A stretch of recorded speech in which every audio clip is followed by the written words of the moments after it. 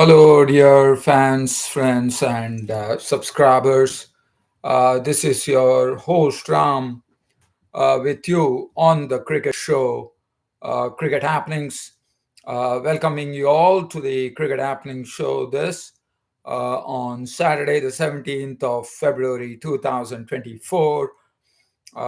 This cricket show I will be speaking about India, who definitely holding a upper hand going into day four on in the third Test match. As you know, the series is already level, and we are going into the definitely today is we are going into the fourth day, and the match is absolutely well poised. Yashasvi Jaiswal has scored a magnificent century, his third century of his Test career, in a very brief time span, one could call. And I think England will have their task absolutely cut out unless they're going to rip up the Indian wickets pretty quickly on the fourth day. And then, as you know, the ball, Kuldeep Yadav was primarily responsible for keeping England to 319. Yes, Mohammad Siraj also played a good role, but the onus will be on England to save this test. Or I mean, they are not the ones who are going to, go and save the test. They are probably going to go and win the test, as you know, they have great self-belief. So definitely, game on at Rajkot at the Niranjan Shah Stadium. Right now, the next thing that I'll be talking about is the historic New Zealand registering the first ever Test series win against South Africa since their readmission to international cricket after the apartheid policy once upon a time. And Kane Williamson, the captain, leading the way. Definitely a depleted South African side, no doubt about it. But I thought New Zealand definitely took advantage of the opportunity, won the series 2-0, an historic, as I said, the first ever Test series win uh, for. Uh, for New Zealand over South Africa, and that's a great feeling. Also, today I will also be, time permitting, we'll have some live cricket updates. So I'm first going to give you a live cricket update from Dambulla in the first T20 match that is being played between Sri Lanka and Afghanistan. As you know, Sri Lanka won the ODI series 3-0, and here we are into the T20 series between both the sides. And this is a match where Afghanistan, Sri Lanka batted first. They had an initial struggle. I mean, the Afghanistan bowlers definitely had them in an absolute stranglehold at 55 for four. Then a great recovery by the none other than the Sri Lankan captain leading the way with a hard 67 of 32 deliveries, which included 7 fours and 3 sixes. But again, after that, again the innings petered out. Credit to the Afghanistan bowlers who used the slower ball to good effect. 160 all out for the Sri Lankans of their 20 overs. And as I am giving you this live cricket update here, Afghanistan have already lost their prize wicket of Ramanullah Gurbaz for 13. Caught Pithirana bowled by Matthews. 36 for 1 is the current score. Ibrahim Zadran is 18. Gulbuddin Naib is not out on one. So they have definitely, I think they have done a great job here. I definitely like the batting order of the Afghanistanis. They have Ibrahim Zadran, who's not out on 18. They have got one drop, Gulbuddin Naib. They are taking the maximum advantage of the batsmen, and this is the batting lineup I was looking at. Next is Azmatullah Omarzai, one of the best all-rounders for Afghanistan cricket, and Najmullah Zadran. So this is the batting lineup that they should have in T20, which will really make them extremely powerful. I'm happy to see that Afghanistan rejigged their batting lineup for the T20 series, and I'm sure the outcome is going to be favorable for them. Also, we have another live cricket update, which I'll be giving you from Dubai, the United Arab Emirates, where today is the D-Day, as we call it in Dubai, and this is the finals of the ILT International League T20 match, which is being played between the defending champions Dubai Capitals against the MI Emirates team. Let's have a live cricket update here and see what exactly is happening. So, going for the live cricket update here, definitely the Dubai Capitals Dubai Capitals were the ones who won the toss, chose to field here in Dubai, and Dubai Capitals have scored 112 for two in 13 overs. Definitely, it was a marauding partnership between the local boy Mohammad Wazim, who slammed 43 of 24, three fours and three sixes, and definitely making a name for himself in the UAE squad there. Mohammad Wazim, very aggressive opening batsman. And then they have Kushal Pereda, the Sri Lankan, giving him absolute company, 38 of 26 balls. And they got off to a whirlwind start. 77 were added in the first 6.4 overs. And then right now, as I see, Andre Fletcher, another dangerous customer at the crease, not out on 23 of 24. And Nicholas Puran, the captain, is with him. So definitely game on here at the Dubai cricket ground. I will keep an eye on that, and I will keep you updating on the live cricket update. So we will come back to that later. But I'm going to start off, yes, with the India-England clash. So let's have a look. So we are talking about this third test match at Rajkot. Again, a good batting pitch as predicted, one could call that the pitch has been good for batting. But again, as Ashwin very rightly said, England will be the ones who will be batting last on this particular pitch, and they might find difficult batting, absolutely treacherous. So India, I think, are in good space right now if you have a look at it. So let's have a look at that Indian card here.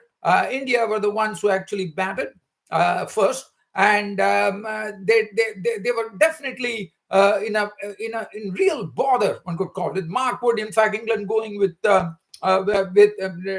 including, in fact, they dropped Shoaib Bashir, the tall off spinner who did well, and they decided to go for Mark Wood and James Anderson as an opening combination. Mark Wood, I mean, he was absolute. It was all about absolute heat out there when he ripped away 4 wickets. In fact, he reduced the Indians to 33 for 3 at one stage.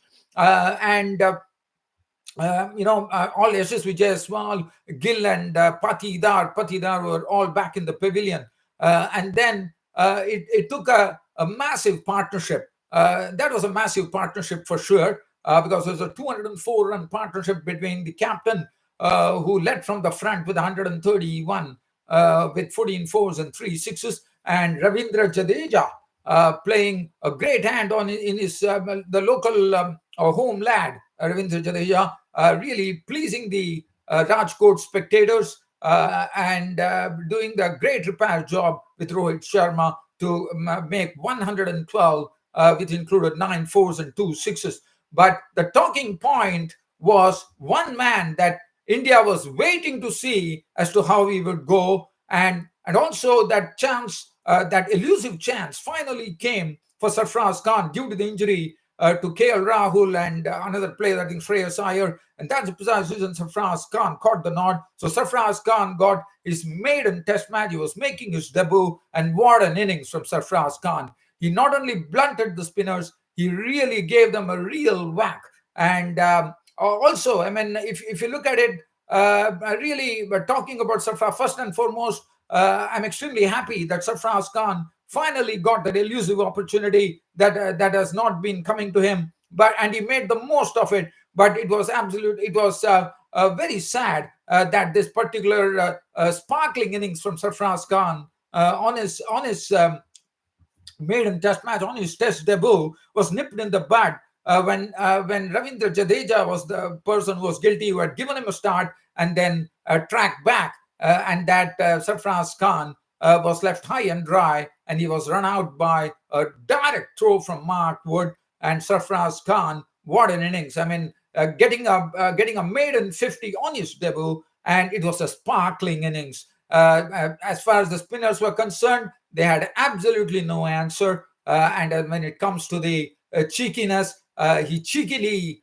late cut Anderson to the boundary. He also played Mark Wood well. I thought he even handled the bouncers well when they really started peppering him with short stuff under Stokes' instructions. But he stood the test well, and definitely, there's still more to come, no doubt. But definitely an impressive debut for Sarfraz Khan, 62, and very happy for him. 62 of just 66 deliveries, included 9 fours and 1 6, and I think that was the talking point.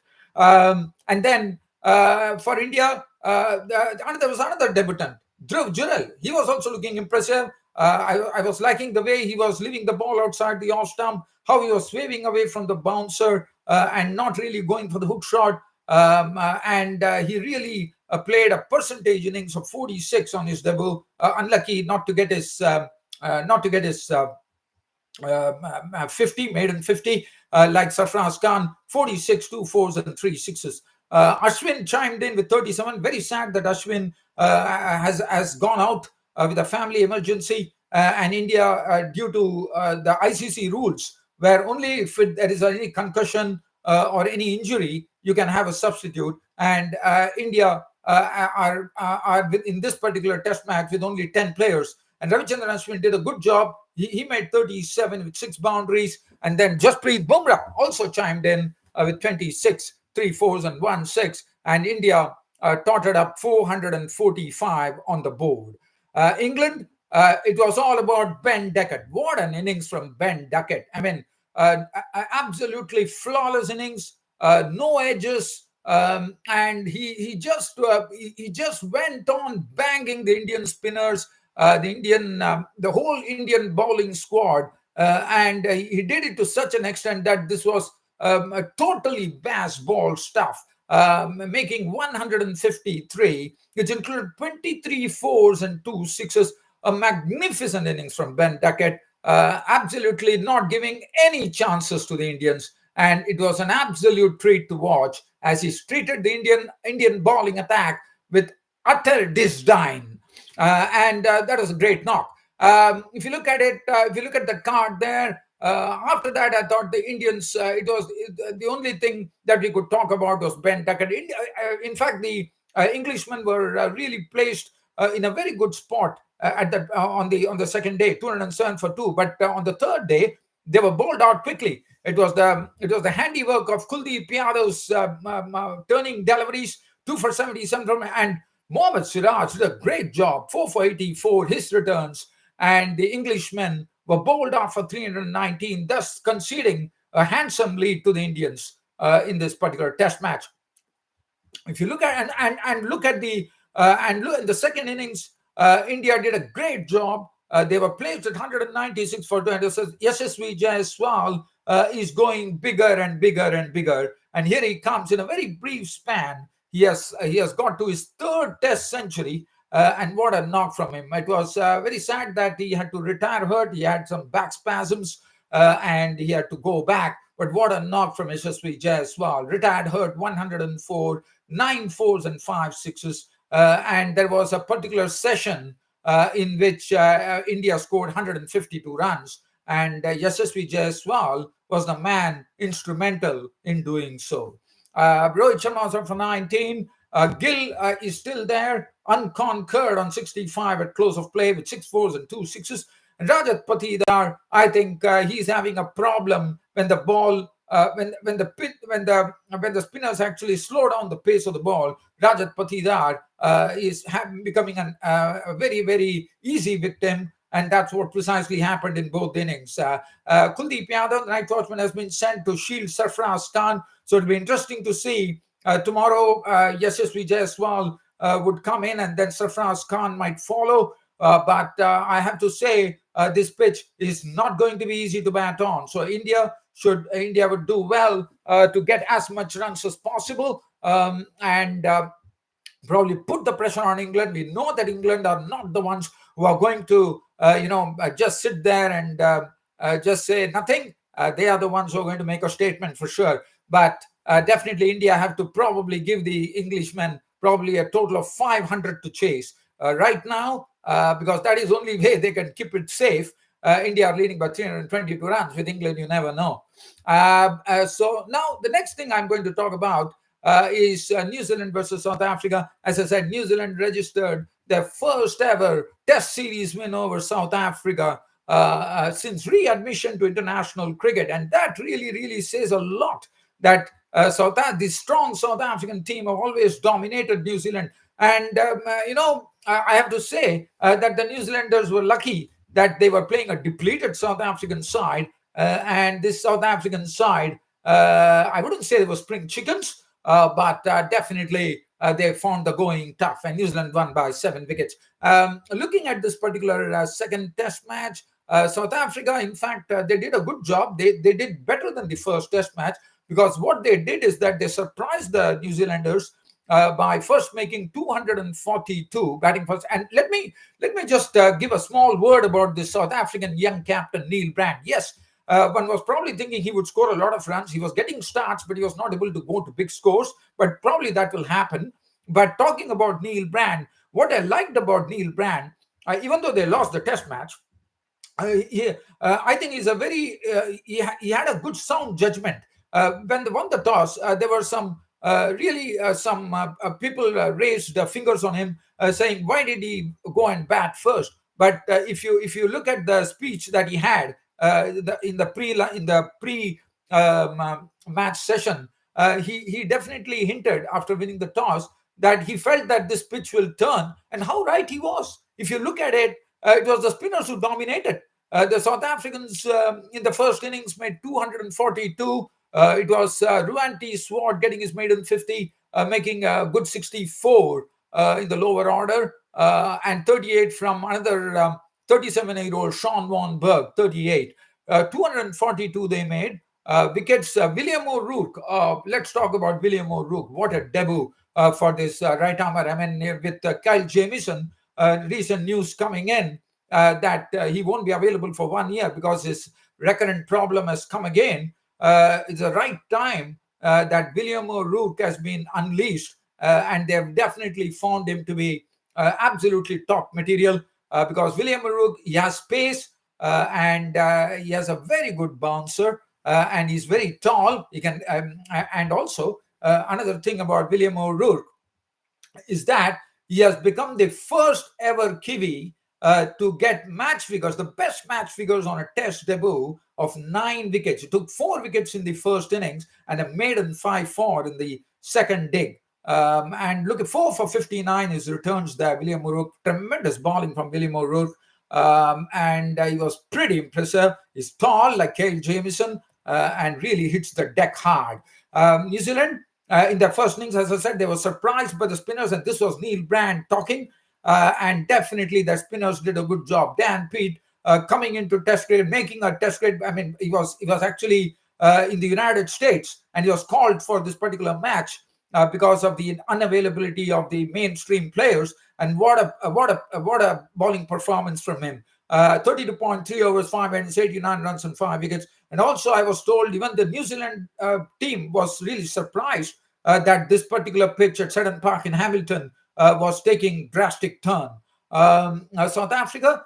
So as I said, South Africa did a very good job in taking the lead. And look at what it did to them. They got the lead in the first innings, a very handy lead, not a big lead, but definitely it was a lead. So that is a moral victory for them, no doubt about it. And then the South Africans batted in the second dig. It's all about this man.